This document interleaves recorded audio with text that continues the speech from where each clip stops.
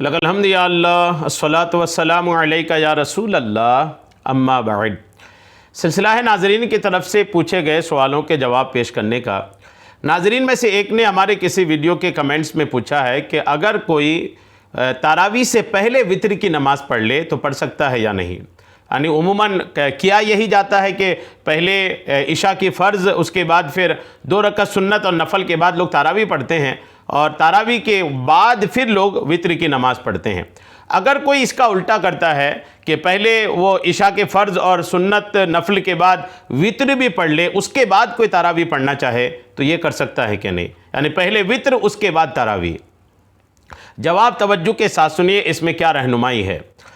تراویح میں یاد رکھیے گا، جو طریقہ منقول ہے، جو طریقہ رائج ہے، تراویح میں جو طریقہ چلتا آ رہا ہے وہ یہ ہے کہ پہلے عشاء کے فرض اور سنت پڑھیں، پھر اس کے بعد تراویح پڑھیں، پھر اس کے بعد وتر کی نماز پڑھیں۔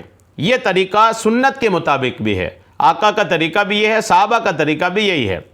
لیکن اگر کسی نے تراویح سے پہلے وتر کی نماز پڑھ لی تو بھی نماز ہو جائے گی، تراویح کی بھی ہو جائے گی، وتر کی نماز بھی ہو جائے گی، دوبارہ پڑھنے کی ضرورت نہیں۔ یعنی ایسا نہیں کہ وتر کی نماز پہلے پڑھ لیا تو بعد میں دوبارہ پڑھنا پڑے گا، ایسا نہیں ہے۔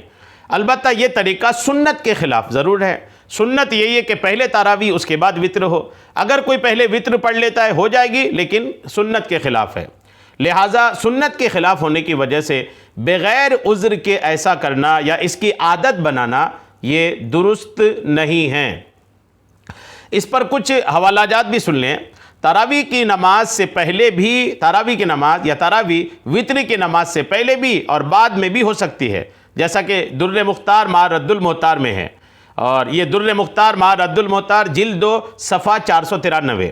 اور بار شریعت میں صدر الشریعہ علیہ الرحمہ نے لکھا ہے کہ تراویح کا وقت عشاء کے فرض کے بعد سے لے کر طلوع فجر تک ہے، وتر سے پہلے بھی اور وتر کسی وقت بھی پڑھ سکتے ہیں۔ یعنی صدر الشریعہ علیہ الرحمہ نے بھی لکھا کہ وتر کسی وقت بھی پڑھ سکتے ہیں، چاہے آپ پہلے پڑھ لیں چاہے بعد پڑھ لیں، دونوں طریقہ درست ہے۔ بار شریعت جلد 1 صفحہ 689۔ تو بات بالکل واضح ہے کہ وتر کی نماز تراویح سے پہلے بھی پڑھ سکتے ہیں، تراویح کے بعد بھی پڑھ سکتے ہیں۔ امید ہے بات آپ کو سمجھ میں آ گئی ہوگی۔ اللہ کریم ہم سب کو شریعت کے تمام مسائل سیکھنے، سمجھنے اور اس پر عمل کی توفیق عطا فرمائے۔ آمین بجاہ النبی الامین صلی اللہ تعالی علیہ وسلم۔